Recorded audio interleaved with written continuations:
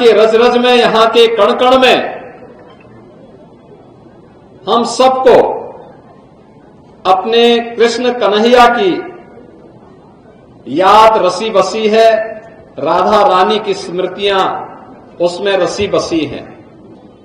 हम सबको इस अवसर पर जुड़ने, और मैं देख रहा था उस अवसर पर, मैं भले ही यहां नहीं था, लेकिन हम लोग जहां भी थे वहां से इस बात को देख रहे थे कि लाखों लाख संख्या में श्रद्धालु मथुरा, वृंदावन, बरसाना, गोकुल, बलदेव, नंदगांव, गोवर्धन और अन्य सभी गांवों में जिस उत्साह और उमंग के साथ इस आयोजन के साथ जुड़े थे, हर एक व्यक्ति को अभिभूत करने वाला था। मैं आज के इस अवसर पर आप सबको होली जैसे पर्व की, जो बहुत ही उत्साह और उमंग के साथ पूरे देश में, पूरे प्रदेश में अभी संपन्न हुआ है, लेकिन मथुरा वृंदावन में तो अभी गांव गांव में जो हुल्लार के कार्यक्रम चल रहे हैं वे अभी निरंतरता बनाए हुए हैं। मैं इस अवसर पर उन सब का अभिनंदन करता हूं। आप सभी को इस पावन पर्व की हृदय से बधाई भी देता हूं, अपनी शुभकामनाएं भी देता हूं। बहन और भाइयों, ये पर्व और त्योहारों की परंपरा हमारे भारत की एक बहुत बड़ी ताकत है। ये हमारी विरासत है, हमें आगे बढ़ने के लिए एक नई प्रेरणा देती है।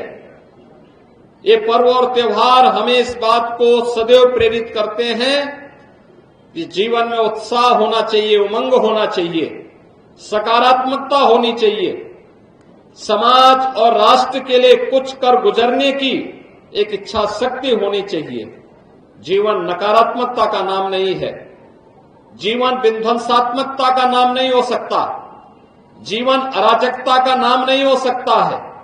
जीवन को जीवंत बनाए रखने के लिए आवश्यक है कि सकारात्मक भाव पैदा हो, और हमारे पर्व और त्योहार उस सकारात्मक भाव के साथ हमें जीने और दूसरों को जीने की प्रेरणा प्रदान करते हैं।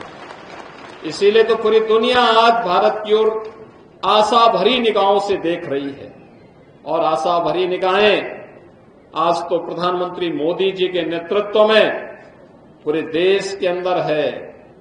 विरासत भी है तो विकास भी है। आज हमने ब्रज तीर्थ विकास परिषद की बैठक ली है।